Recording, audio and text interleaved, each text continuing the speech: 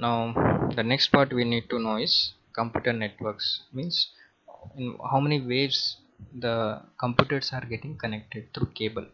We saw devices, we saw cables, we saw method. Now we need to understand what are the topologies. So topology is nothing but structure of network. So the geometrical arrangements of computer resources, network devices along with the communication channel is known as network structure or network topology. The topology or be physical or logical. Physical means based on the devices, or logical means based on the wire, how you are connected. So physical layout means physical layout of nodes, cables in networks. Logical means the way of information flows between different components. They have given 6 different types of topologies: bus, star, ring, mesh, tree, and hybrid. We'll see one by one. The first one is bus topology. Bus topology is a straight bar will be provided. In that bar, all computers are interconnected. So with the same link, all computers are connected. Why it is at advantages? It will easy to install and we require minimum cable length. But what is the difficulty is difficult to reconnect. Suppose if one connection is over, again we have to see which connection is easy to find. Now it is difficult to find the problem. If suppose somewhere cable is stuck because it's a bar, means a single line is getting connected, we will not able to find where the connection is not there, where the wire is disconnected. The next is difficult to add new devices. Suppose the bar is limited, now we cannot add further new devices, and it break stops all transmission of data.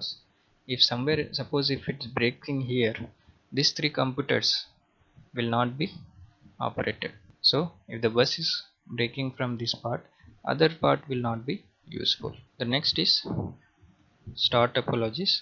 As we know from the word, star means all the hubs or nodes are connected in a star shape. The middle one, as we can see, as a switch, and this switch is connected to all different computers. If we talk about their advantages, means it is less expensive because we have minimum length of cable, easy to install, easy to configure.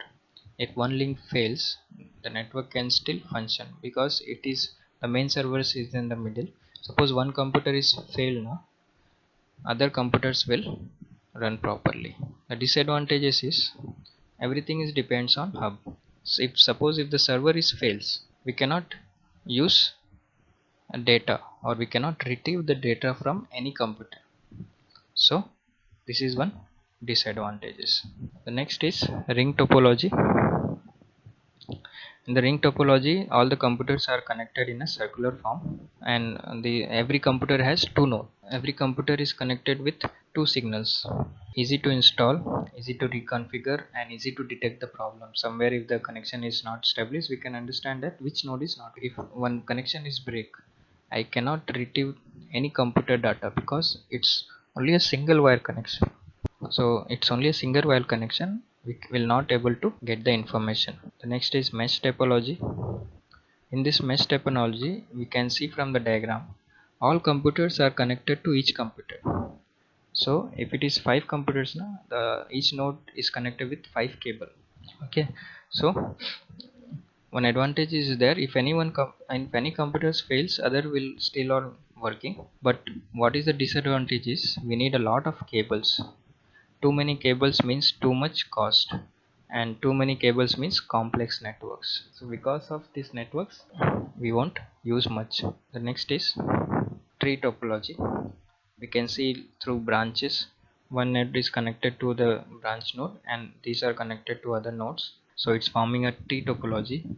What is advantage is it can scalable, means we can find how many networks we can establish in this network topology.